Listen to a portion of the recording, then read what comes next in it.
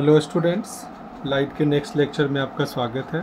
ठीक है, आज के लेक्चर में हम real image and virtual image इसके डिफरेंस को देखेंगे और इस बारे में बात करेंगे। लास्ट लेक्चर में हमने रिफ्लेक्शन में के बारे में डिटेल में बात की थी और reflection from a plane mirror, तो उसको भी हमने देखा था।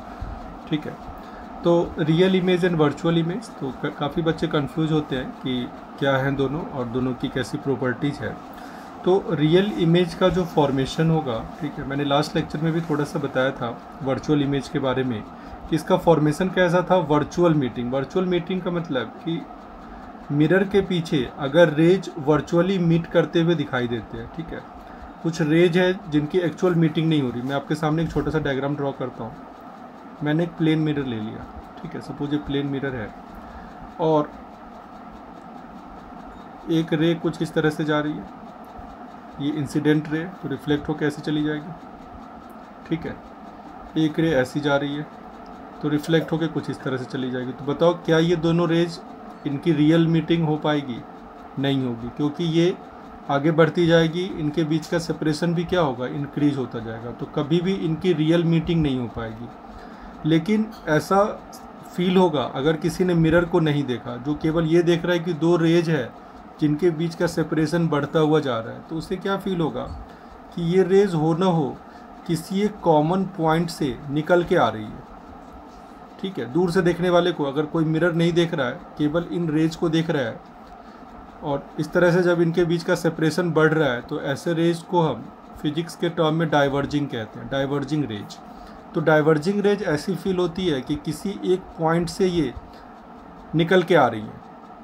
ठीक है, तो आप देखिए कि रेज की रियल मीटिंग नहीं हुई, आपने डॉटेड लाइन से पीछे इसको मीट किया और ये जो इमेज का फॉर्म हो रहा है इसे हम क्या कहते हैं, वर्चुअल इमेज। तो जब भी आप डॉटेड लाइन देखोगे मिरर के पीछे, तो वो कौन सा इमेज रहेगा, वर्चुअल इमेज। तो मैंने यहाँ पे लिखा है कि formed by virtual meeting of rays. Clear है। रियल इमेज को कैसे डिफाइन किया, formed by actual meeting of two और मोर रेज। टू और मोर मैंने इसीलिए लिखा क्योंकि इमेज के फॉर्मेशन के लिए मिनिमम 2 रेज की ज़रूरत होती है। 2 रेज से ज़्यादा आप मिलियंस भी ले सकते हो।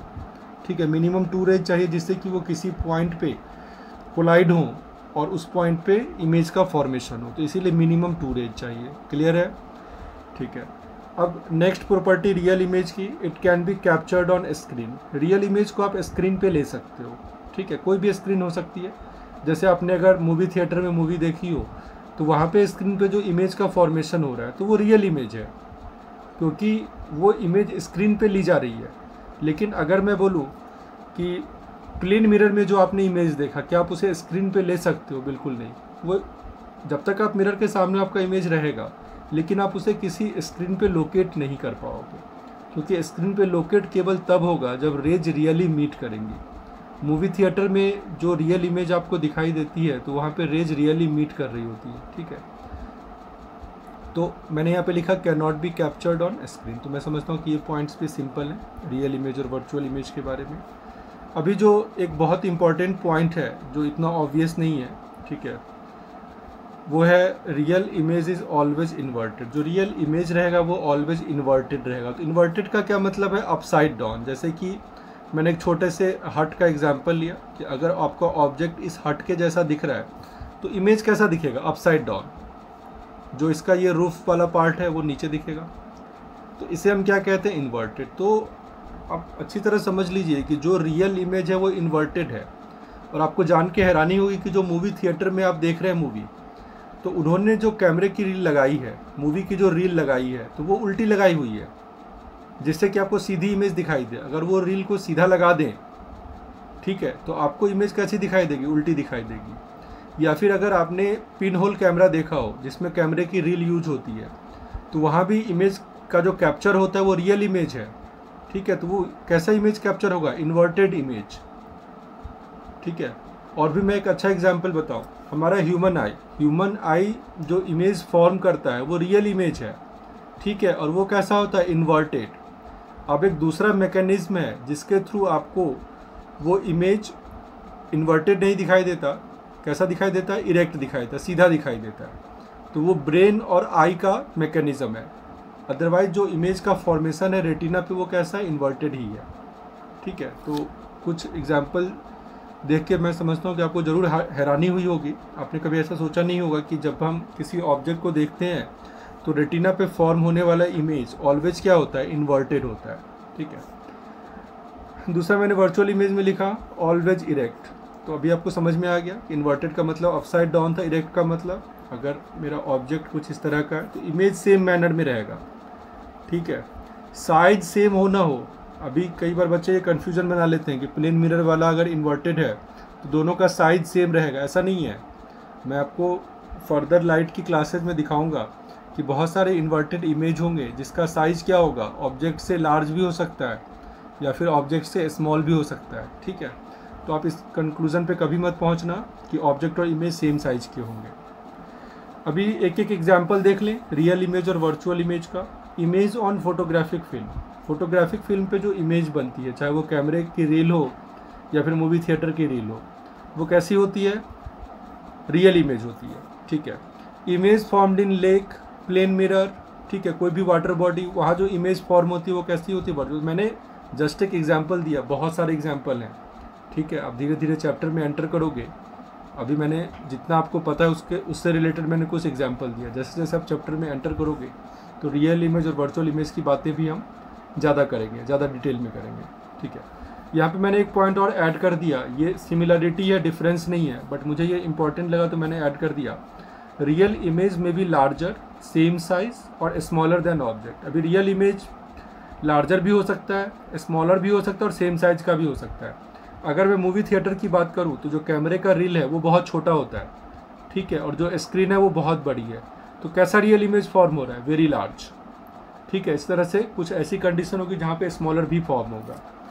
वर्चुअल इमेज देखें तो ये भी लार्जर भी हो सकता है, सेम साइज का भी हो सकता है और स्मॉलर भी हो सकता है। ठीक है। तो ये पॉइंट मैंने यहाँ पे मेंशन कर दिया। तो रियल इमेज और वर्चुअल इमेज के बीच के डिफरेंस को हमने बहुत अच्छी तरह समझ लिया। ठीक है। अब हम एक अच्छा टॉपिक करने वाले हैं, मे बी ये एनसीईआरटी का टॉपिक ना हो, एनटीएससी के लिए या फिर किसी ओलंपियाड के लिए हेल्पफुल हो। ये टॉपिक क्या है हमारा, multiple image formed by combination of plane mirrors. अगर दो प्लेन मिरर, यहाँ पे देखो दो मिरर मैंने बनाए हैं M1 M2। ठीक है। M1 M2 दो प्लेन मिरर हैं, इनका कॉम्बिनेशन है, मतलब इन दोनों मिरर को हमने किसी एंगल पे रखा हुआ है। ठीक है। मान लो किसी एंगल थीटा पे रखा हुआ है। तो पहले अगर एक सिंगल मिरर था तो कितना इमेज का फॉर्मेशन था, सिंगल, एक इमेज फॉर्म था। अभी कितने मिरर हैं, दो मिरर हैं, तो कितने इमेज का फॉर्मेशन होगा। तो ये कंप्लीटली डिपेंड करेगा कि इन दोनों मिरर के बीच बनने वाला एंगल कितना है। ठीक है। मतलब आप किसी कंक्लूजन पे वैसे नहीं पहुंच सकते कि दो मिरर हैं तो कितने सारे इमेज का फॉर्मेशन होगा। ठीक है। ये डिपेंड करेगा इस एंगल पे। तो पहले तो हम ये समझ लें कि ऑब्जेक्ट को दो मिरर के बीच रखने के कितने तरीके हो सकते हैं। तो मैं बता दूं आपको, दो तरीके हो सकते हैं। एक तो आप ठीक मिड वाली लाइन, जैसे अगर ये टोटल एंगल थीटा है तो ये एंगल भी θ/2 और ये एंगल भी θ/2, ऐसा कुछ। इस मिड लाइन पे ऑब्जेक्ट को रखें, इसे हम कहते हैं ऑब्जेक्ट प्लेस्ड सिमेट्रिकली। ठीक है। मैं बहुत छोटी छोटी बातें बहुत अच्छे से एक्सप्लेन कर रहा हूँ क्योंकि बच्चे पढ़ तो लेते हैं, कुछ ना कुछ कन्फ्यूजन रहता है। उनको लगता है कि सिमेट्रिक वर्ड उनको पता है तो ऑब्जेक्ट कैसे सिमेट्रिकली रखा हुआ ये भी उनको पता है। लेकिन मैंने आपको मैथमेटिकली बताया कि अगर मिड लाइन पे ऐसी लाइन जो इस एंगल को बाइसेक्ट करती हो, इस पर ऑब्जेक्ट रखा है तो इसे हम कहते हैं ऑब्जेक्ट प्लेस्ड सिमेट्रिकली। अब अगर ये दोनों एंगल सपोज अलग अलग हैं, मान लो ये एंगल x है और ये दूसरा एंगल y है, दोनों डिफरेंट हैं, इस लाइन पे आप ऑब्जेक्ट रखो। अब ऐसे लाइन बहुत सारे हो सकते हैं इसमें, तो ऐसे सारे ऑब्जेक्ट क्या कहे जाएंगे, असिमेट्रिकली, ऑब्जेक्ट प्लेस्ड असिमेट्रिकली। क्लियर है। ठीक है। तो अब हम फटाफट से कितने इमेज फॉर्म होंगे वो फॉर्मूला और कैलकुलेशन देख लेते हैं। ठीक है।